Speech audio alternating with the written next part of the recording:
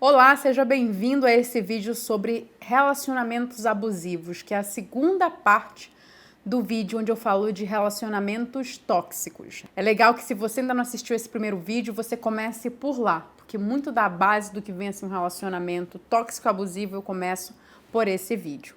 Mas aqui a gente dando continuidade falando de relações abusivas, primeiro eu quero te dizer uma pergunta clássica que eu ouço. Mayara, por que um relacionamento abusivo é tão difícil da gente perceber e demora um certo tempo para depois que está tudo destruído a gente conseguir enxergar que está vivenciando uma relação abusiva?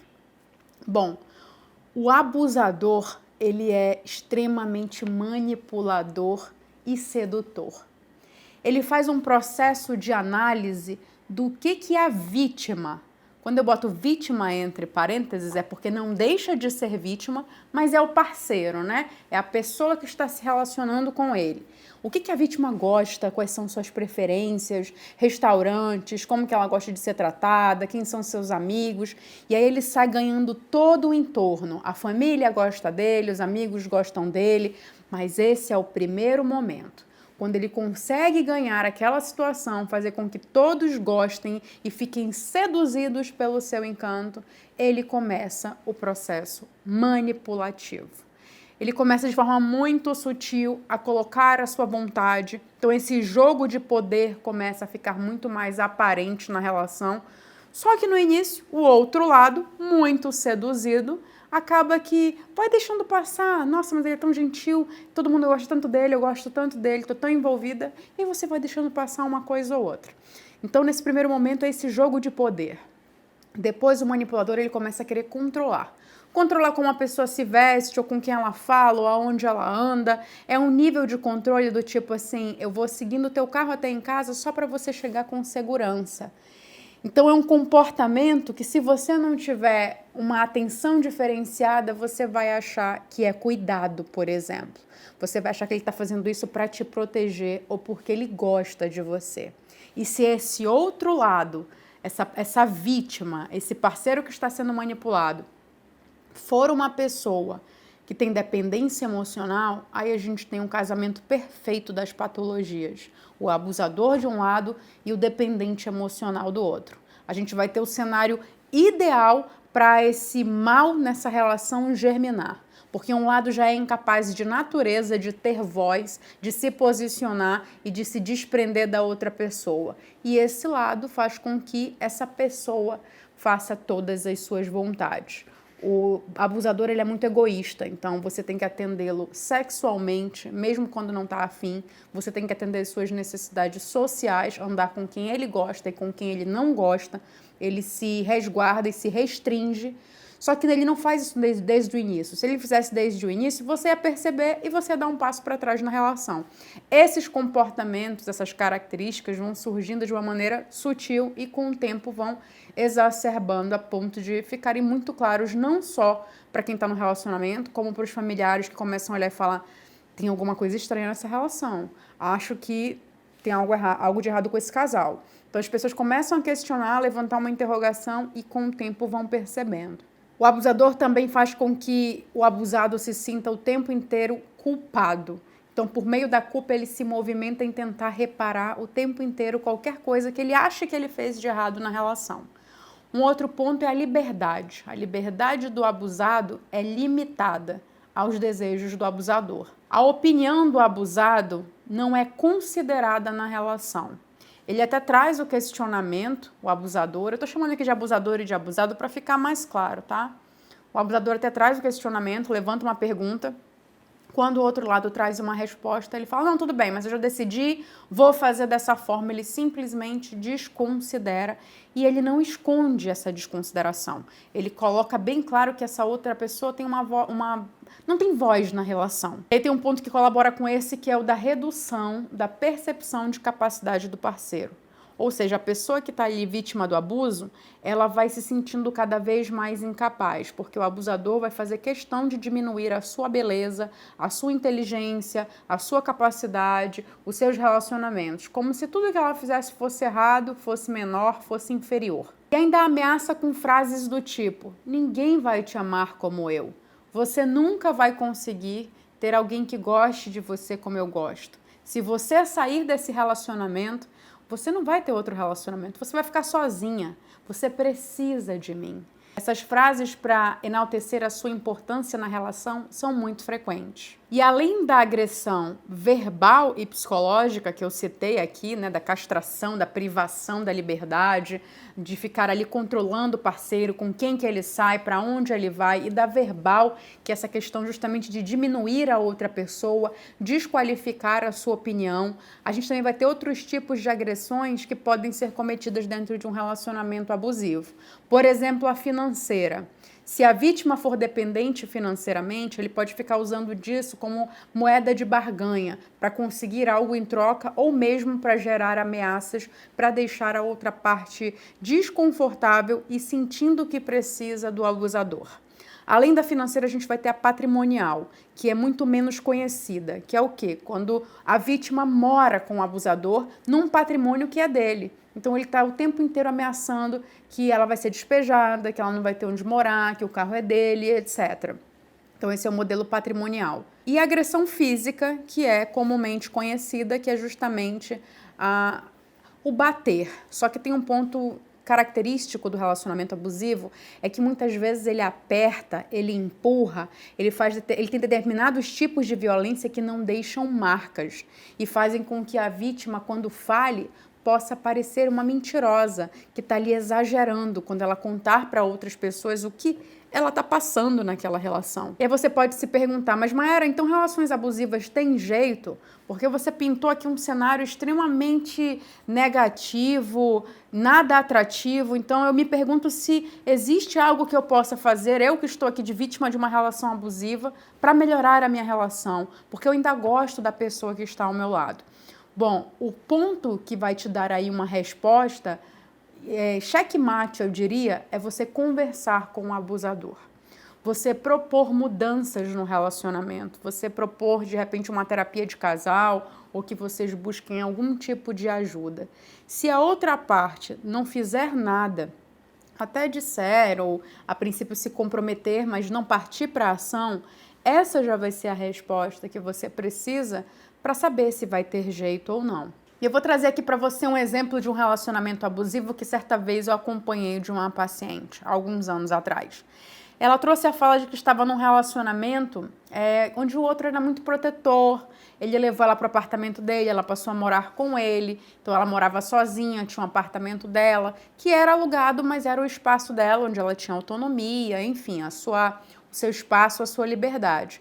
E ele chegou de uma maneira muito sedutora, cheio de habilidades que ela não tinha. Ela era o caso clássico da pessoa que não sabe se comunicar, que não sabe interagir, e aí acabou conhecendo uma pessoa muito extrovertida, muito cheia de amigos. E ele fez todo esse papel de inserir ela tanto socialmente, quanto trouxe para ela essa sensação de proteção e de cuidado quando chamou ela para morar com ele. Só que aos poucos, à medida que o tempo ia passando, ele a desqualificava com frequência. Ele só permitia que ela fosse fazer atividade física na academia no horário dele. Ela não podia vir num horário diferente. Se ela fosse no horário diferente para a academia, era motivo de briga. Então ela sequer ousava se contrapor às necessidades do parceiro, às exigências do parceiro, porque ele colocava muito mais em tom de exigência. Por outro lado, as vontades dela não eram satisfeitas. Ela, quando dizia, eu queria ir para um jantar hoje, ele dizia, hoje não. Então, era sempre a voz dele que era a voz final. E o mais interessante é que quando ela me procurou, ela não me procurou para falar desse relacionamento. Ela me procurou para melhorar na carreira. E de uma forma muito sutil e tendenciosa, o discurso foi indo todo para o relacionamento amoroso. E naquele momento, numa segunda sessão, o que via ser o desejo principal, que era a carreira, foi esquecido, foi deixado de lado. E eu fiz a questão. Eu falei, peraí, deixa eu só entender, o que está acontecendo aqui, que o objetivo estava voltado para cá e, de repente, agora a pauta principal é o relacionamento. E ela me disse o seguinte, Mayara, eu estou às vésperas de um noivado. Eu vou noivar muito em breve. E a gente chegou aqui, né, para conversar sobre a minha carreira, eu trouxe essa pauta, só que eu estou apavorada de tomar uma decisão de me casar com uma pessoa que está me trazendo alguns pontos de desconforto. E foi quando ela abriu esses pontos que até então eram muito sutis. E aí eu incentivei, e essa é até uma forma de você começar a trabalhar numa relação abusiva sem sair dela, se você quer ficar nessa relação. Além da estratégia que eu te passei, de conversar com esse abusador para que ele mude, você também precisa mudar.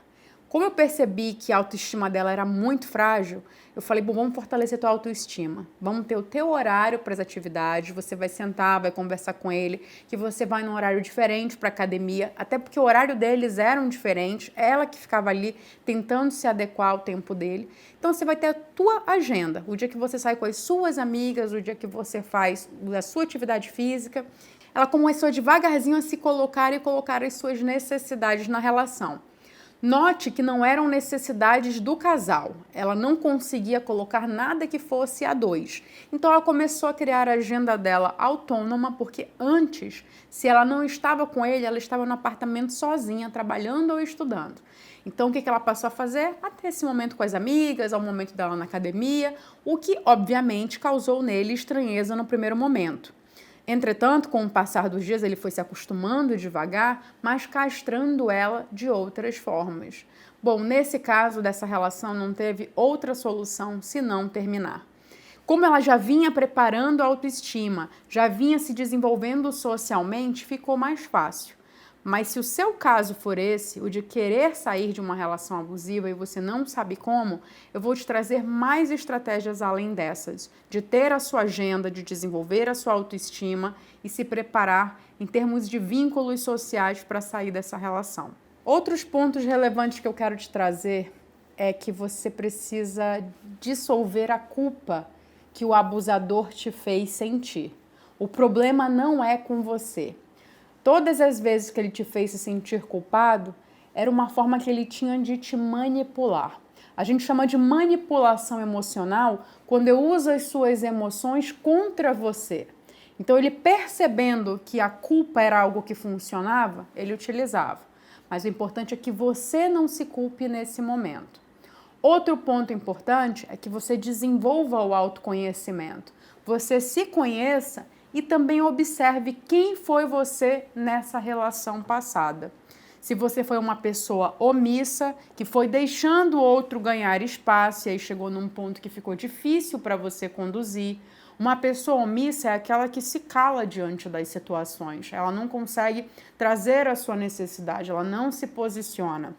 E não encare posicionamento como agressividade. Se posicionar não é se impor. Se posicionar é se colocar de forma assertiva, ou seja, nem engolindo as suas necessidades e nem vomitando elas, simplesmente falando, se colocando. Eu vou trazer aqui novamente a sugestão de criar um exército de apoio, que foi a mesma estratégia que eu trouxe nos relacionamentos tóxicos, quando você quer se livrar de um. Uma rede de apoio ela vai ser sempre interessante para todas as vezes que você passar por um momento difícil. Seja um luto, seja uma separação, seja uma perda de um trabalho que foi importante para você. Ter pessoas que podem te amparar nesse momento de dor, onde muitas vezes você só quer falar é extremamente terapêutico. Quando a gente fala, a gente faz uma reavaliação cognitiva do que a gente sente, do que a gente pensa, do que a gente diz. É por isso que no processo da terapia, a fala é tão importante. A diferença é que na terapia, a sua fala ela é conduzida para aprofundar no autoconhecimento. E a fala com amigos ou com a tua rede de apoio, podem ser teus familiares, ela tem um outro viés, ela tem um viés de gerar um acolhimento e uma reavaliação cognitiva, avaliando a forma como você pensa. E um acolhimento no sentido de sentir que você não está só, que é muitas vezes o que o abusador nutriu na sua cabeça, que você só tinha ele. Outro ponto é você se empoderar. Você lembrar das suas qualidades, lembrar das suas virtudes, que podem ter sido colocadas de lado, terem sido guardadas numa gavetinha. Por um momento você só percebeu os defeitos que você tinha. Eu não sou digno de amor, eu não sou digno de afeto, um relacionamento não é para mim. Resgate o que você tem de bom, o seu lado que mais atrai as pessoas, que elas gostam de estar próximo de você por causa dessas características. Converse também com outras pessoas que passaram por uma situação semelhante à sua. Conversar com pessoas que passaram por uma situação de relacionamento abusivo semelhante à que você passou, de repente pode expandir o seu mapa sobre novas formas, novas estratégias de enfrentamento. E até para que, se futuramente um outro manipulador emocional se aproximar de você, você está ainda mais vacinada, porque você aprendeu não só com aquele que você se relacionou, mas com outros modelos de outras pessoas também. E faça a terapia. A terapia é um processo feito com um profissional de psicologia, um psicólogo. Ela vai te ajudar a se nutrir por dentro, a desenvolver a tua autoestima, o teu autoconhecimento, a tua inteligência emocional, para você não ficar depositando as tuas necessidades em outras pessoas, ou mesmo ficar colecionando relacionamentos tóxicos ou relacionamentos abusivos. Vamos chamar de relacionamentos disfuncionais, porque é um nome semelhante para os dois casos. São relacionamentos que não funcionam, que funcionam de forma inadequada. E aqui vem um ponto importante, que é você não se deixar traumatizar por essa relação. O trauma na relação pode acabar fazendo com que você pense que todas as relações vão ser como essa. Ficar generalizando. Quando você vê algum indício que é semelhante ao do seu parceiro anterior, você já generalizar que aquele ali também é um manipulador emocional, também é um abusador. Ou ficar o tempo inteiro comparando a pessoa que você está conhecendo com o seu ex. Também não vai ser saudável. O trauma, muitas vezes, ele pode atacar na desesperança. O que é na desesperança? É você não ter mais a sensação de que você pode ter um relacionamento de verdade, um relacionamento saudável, um relacionamento onde você é atendido, você é acolhido, você é feliz e você faz a outra pessoa feliz também. E aqui eu quero te deixar claro alguns pontos que ninguém te fala sobre relacionamento abusivo. O primeiro deles é que você, para ter entrado num relacionamento abusivo, você primeiro viveu um relacionamento abusivo com você mesmo. Você em algum momento achava que você não merecia, em algum momento você não atendeu às suas necessidades, e quando você encontra alguém que de uma forma muito atraente, muito sedutora, acaba fazendo tudo o que você quer e atende tudo o que você precisa e fala exatamente o que você gostaria de ouvir, você se deixa seduzir sem sequer questionar por um momento. Peraí, isso aqui é de verdade? Isso aqui é uma relação? Isso aqui é um jogo de manipulação? Em nenhum momento o teu racional operou. Ele foi sequestrado, sabe? O emocional foi lá e sequestrou o teu racional e você ficou rendido naquela situação. Um segundo ponto relevante que eu quero te colocar é não se apegue demais. O excesso de apego faz com que você abra mão de si mesmo para viver a vida da outra pessoa ou as necessidades da outra pessoa. Eu fiz um vídeo só sobre relacionamentos disfuncionais, onde eu falo de apego, que é importante você assistir, porque nesse vídeo eu vou te explicar os tipos de apego seguro e inseguro.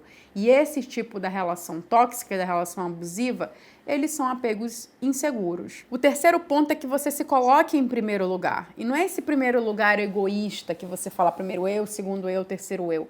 É se colocar em primeiro lugar no sentido de se nutrir das suas necessidades, olhar para quem você é, para o que você tem aqui dentro, para o futuro que você quer construir. E quando você se unir a outra pessoa, você saber, você ter as suas convicções e você poder apresentar para o seu parceiro as suas ideias de futuro.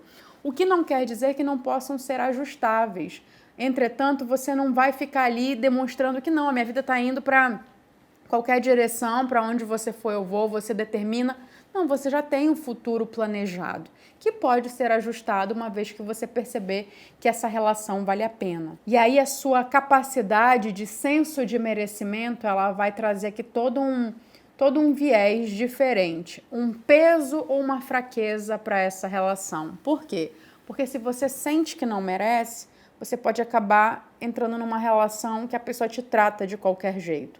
Mas se você sente que você merece, tudo isso que eu te falei até aqui, que você pode e deve fazer para ter um relacionamento saudável, vai fazer sentido e você vai colocar em prática. Assim como os próximos itens, como o da comunicação assertiva, que é a habilidade que você tem de gerar posicionamento, de colocar as suas vontades, de se comunicar, de externalizar, de ser transparente. de falar como você se sente em determinadas situações. E também de gerenciar as suas expectativas. Quando você gerencia suas expectativas, você vai entrando num relacionamento de maneira gradual, você não mergulha, sabe, profundamente numa paixão. Essas paixonites, elas são deliciosas quando a gente é adolescente. À medida que a gente vai se desenvolvendo, que a gente vai se tornando adulto, é natural que a gente precise ter aí um olhar diferente para as relações. Um olhar mais maduro, onde eu sei até onde eu posso esperar do outro, eu também sei o que não esperar do outro e sei o que o outro não deve esperar de mim, porque eu não estou disposto a entregar. Quando eu falo de você se posicionar, você mostrar que tem um futuro, mas que esse futuro pode ser ajustável, não quer dizer que você vai eliminar por completo os seus desejos e as suas vontades. Quer dizer que você vai se adequar a outra pessoa, mas a outra pessoa também precisa se adequar a você. Então, quando eu falo desse gerenciamento de expectativa, eu falo dessa adequação mútua.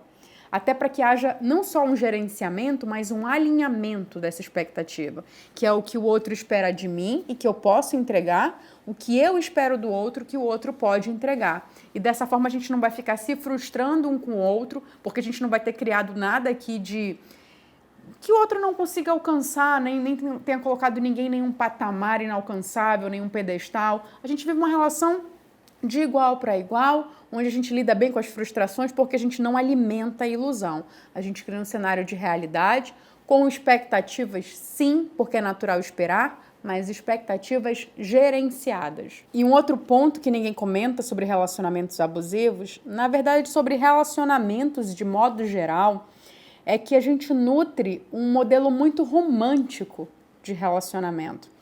E a galera dos anos 80, principalmente, que vem com toda essa influência Disney de forma de se relacionar, onde a mulher ela é mais passiva, ela espera por um príncipe encantado no cenário perfeito, com um castelo perfeito, ela acaba ali criando uma visão muito romantizada do que vem a ser um relacionamento amoroso. E quando eu falo anos 80, porque quando a gente fala desse modelo anos 2000, que a gente já tem a influência de um Frozen, por exemplo, que mostra um modelo de relacionamento fraternal, que é o relacionamento entre irmãs, a gente já não dá tanto foco para esse modelo de relações de espera, de esperar pelo outro, de esperar pelo cenário perfeito, do pobre de mim que fico aqui esperando sem nenhum vestido, que uma madrinha me apronte. Então toda essa fantasia vai sendo substituída por um outro modelo de fantasia. E nesse do Frozen, por exemplo, o relacionamento amoroso que surge já no final do filme, aí já estou fazendo um spoilerzinho, já não é com um príncipe encantado, já é com um trabalhador que retira gelo. Então é um modelo diferente, vai mostrando situações diferentes. O próprio Mulan, a Princesa Valente e outros modelos que já surgem depois. A Princesa e o Sapo, onde na verdade ela quer trabalhar e ter um restaurante, ela não está esperando alguém vir e dar alguma coisa para ela. Então, observa qual é o tipo de expectativa que você nutre de um relacionamento hoje e de onde vem essa influência. Eu lembro de ser, durante muitos anos, influenciada pelo modelo da gata borralheira, que é a Cinderela, que ficava limpando a casa, cantando com os bichos, aquela simplicidade, dando a vez da sua vida para todas as outras pessoas, que no caso era a madrasta e as filhas da madrasta, sendo enxotada até por um gato, que é o Lúcifer, o gato da madrasta, e todo aquele cenário faz com que um belo dia ela encontre uma madrinha que vai aprontá-la para ir para um evento onde o príncipe vai olhar para ela e o amor à primeira vista acontece.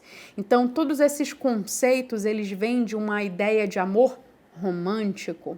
Quando a gente pega Shakespeare, quando a gente pega Romeu e Julieta, aquele amor impossível de famílias que não se gostavam, e isso por muito tempo gerou em muitos adolescentes, muitos jovens, uma excitação pelo proibido.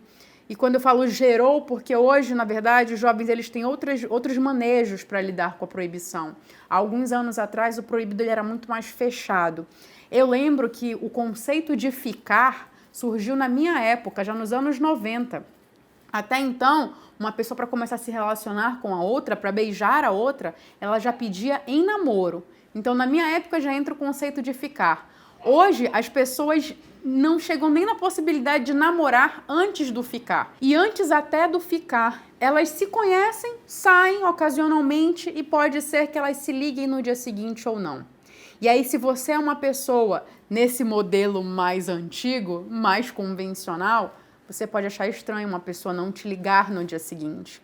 E aí eu lembro de alguns pacientes que, também geração anos 80, enfrentaram depois de muitos anos uma separação. Tá me vindo um caso bem específico na mente agora, de um homem, geração anos 80, que experimentou um divórcio. Há muitos anos ele não sabia o que era flertar. Ele não sabia como que estava se dando a dinâmica do flerte naquele momento ali da separação. Então, quando ele volta para esse mercado dos solteiros, ele se vê sem habilidade nenhuma para chegar em alguém. E aí ele falou, Mayara, dentro da minha inabilidade, eu cheguei num barzinho com um amigo, tentei olhar para o lado, tentei flertar, mas nada aconteceu, então eu baixei o Tinder.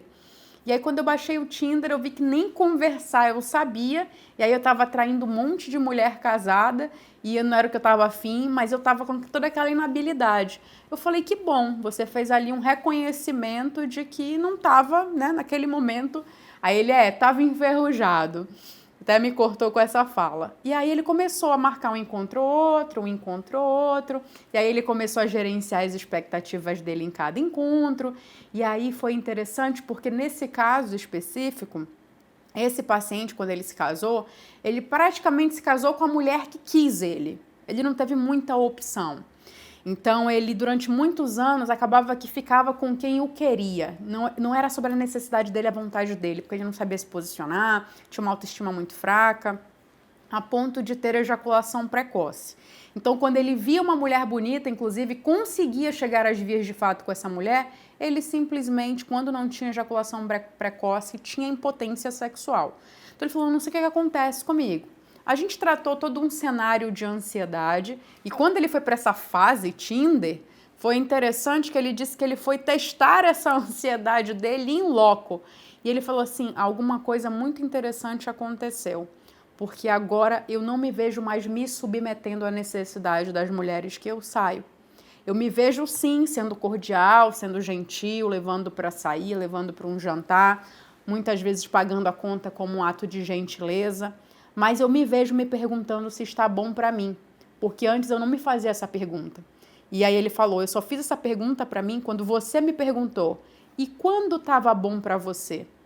Que foi uma questão que eu levei para ele numa das sessões, que eu falei, nossa, você está me dizendo que você faz tudo o que uma mulher quer, e quando é bom para você? E ele me olhou sem muita resposta e falou, eu não me preocupo com isso, ou eu não me preocupava com isso.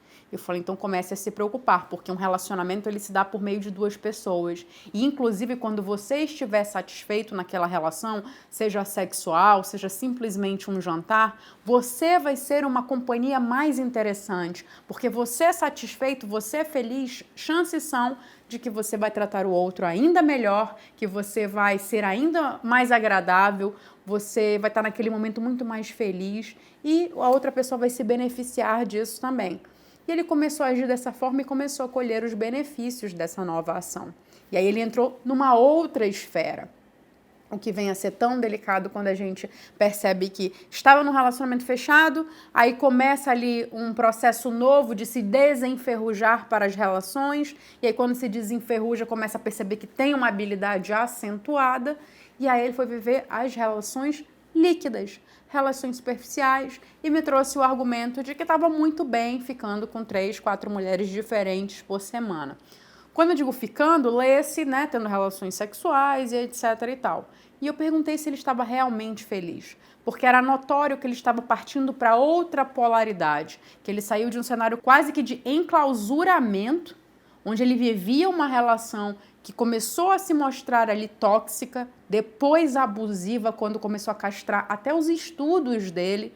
Ele não podia mais estudar, que a outra parte se ofendia. Quando ele falava do progresso profissional dele, a outra parte se ofendia e arranjava formas de não facilitar o estudo dele. E aí ele vai o quê? Para a polaridade. para relações líquidas. Eu não quero me apegar, relacionamentos são problemas, relacionamentos são difíceis, eu quero a minha liberdade. E lembra que eu te falei sobre não levar traumas para futuras relações? É disso que eu tô falando. Você não trazer esse trauma e ficar se contando historinha de que viver relação líquida tá tudo bem, e eu não sou nem contra nem a favor de relação líquida, só tô dizendo que se contar histórias de que viver relações líquidas está tudo bem, porque você não quer olhar para os ferimentos da relação passada, para as dores que você enfrentou, ou mesmo porque você está surpreendido com a sua nova potência sexual ou seu valor de mercado, não é a melhor forma de você tratar o que vem a ser a sua necessidade de se relacionar. Você pode sim viver esse momento líquido, passar por essa fase de não querer entrar numa outra relação séria, porque é um investimento psíquico, de energia, financeiro, enfim. Mas tenha essa clareza do que você está realmente buscando e se realmente é isso.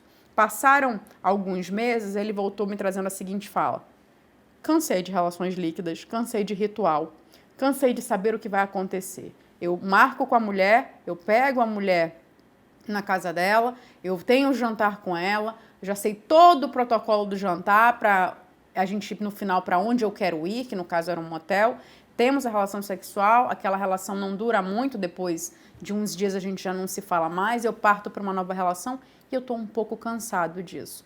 Eu não estou buscando um relacionamento, mas se surgir alguém legal, um relacionamento maduro, estou disposto. Eu falei que bacana, a gente saiu das polaridades do enclausuramento para a relação líquida e partiu aí para um desejo genuíno do que vinha a ser o jeito dele, o funcionamento dele sobre relações. Só que por um momento, pelos traumas vivenciados nessa relação, acabaram fazendo com que ele tivesse uma certa aversão a relacionamentos sólidos. Então observe as suas influências amorosas, se você tem muito aí do encantamento, do romantismo, de Shakespeare, de Disney, ou se você está cometendo algumas situações nas suas relações amorosas porque você está traumatizado. Faça uma análise, observe. Nada melhor do que a observação, do que a análise, para você começar a desenvolver o autoconhecimento, entender as suas motivações dentro de uma relação, o que você está buscando e se as coisas estão indo para onde você gostaria que fossem. Então, esse foi nossa segunda parte do entendimento de um relacionamento disfuncional, que é um relacionamento abusivo, e perceber as consequências desse relacionamento, principalmente partindo do princípio de como a gente está funcionando por dentro, se gerando ilusões, se gerando falsas expectativas, se gerando uma carência por causa das nossas necessidades ou das nossas lacunas, do nosso vazio, que a gente fica ali tentando encontrar alguém que supra. Então observe, comente aqui comigo como foi esse vídeo, lembra de se inscrever no canal e compartilha esse vídeo, pega o link e compartilha com alguma amiga que você conhece, que você sabe que está vivendo um relacionamento abusivo e que de repente pode ajudar de alguma forma ela a ter esse entendimento para no dia que ela decidir sair dessa relação, se ela decidir sair, ela ter todo esse conhecimento e esse preparo. Porque muitas vezes a gente vê alguém sofrendo com um relacionamento abusivo e a gente quer ajudar essa pessoa de todas as formas a sair, sendo que isso tem que partir dela, da necessidade dela, do momento dela. O que você pode fazer como um bom amigo é compartilhar o conhecimento para que ela esteja preparada no dia que ela quiser sair. E a gente se vê num próximo vídeo. Para mim foi um prazer a gente estar nesse momento juntos aqui, esclarecendo o que vem a ser um relacionamento abusivo, para que você possa construir uma relação saudável e sólida. Até mais!